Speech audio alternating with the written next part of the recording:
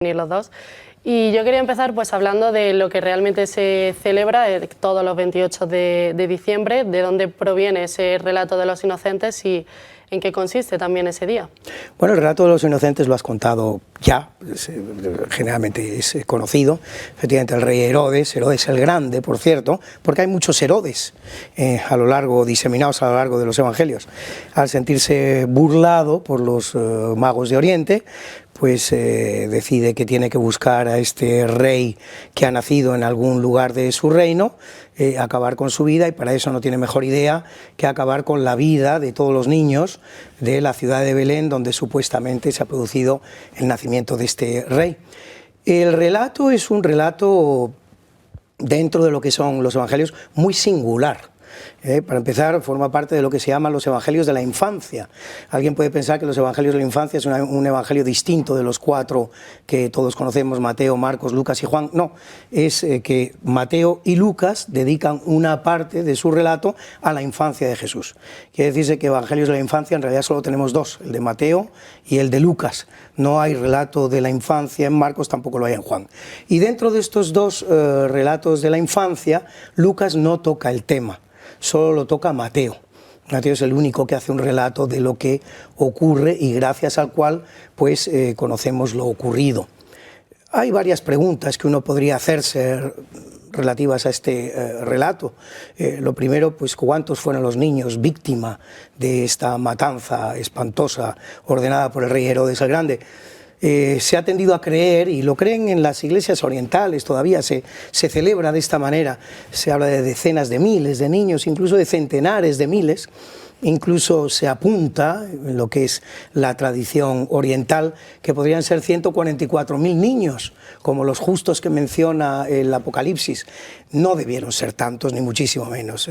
Belén entonces era una ciudad muy chiquitita, muy chiquitita, muy despoblada, y los cálculos que pueden hacer los historiadores al respecto no deben superar los 20 niños asesinados por esta razón. Estamos hablando de unas decenas de niños, que son los que habría niños por debajo de 2 años de edad, y en todo caso además niños varones. Cabe preguntarse también en qué año se produce esto. Y bueno, pues el año evidentemente tiene que ser anterior al 4 a.C., porque hasta el 4 a.C. vive Herodes el Grande. Lo sabemos perfectamente porque así nos lo dice el gran historiador de la época, que es Flavio Josefo, un historiador judío. Nos da perfectamente la fecha en la que se produce la muerte del detestado rey Herodes el Grande, coincidente con un eclipse de luna que está perfectamente identificado también. Por lo tanto, esta matanza tuvo que tener lugar antes del año 4 a.C. Pero claro, la pregunta es obvia entonces: si esta matanza, que tiene lugar por causa del nacimiento del niño Jesús, tiene lugar en el año 4 a.C., me está usted diciendo que Jesús nació antes del año 4 a.C. Y es que es así. Jesús no debió nacer en el año 1 de su propia era. Esto proviene de un error que comete un intérprete de los evangelios que se llama Dionisio el Exiguo, interpretando el evangelio de Lucas. Nos dice que Jesús tenía unos 30 años cuando se produce el año 15 del imperio de Tiberio. Este señor, con este relato, hace un cálculo rápido y establece cuál es el año 1. Pero claro, es que Lucas había dicho unos 30 años. No dijo exactamente la edad de Jesucristo. Y la edad de Jesucristo debía ser superior. Debía ser de unos 35, 36 años entonces. Es decir, que había nacido antes del año 4, antes de su propia era.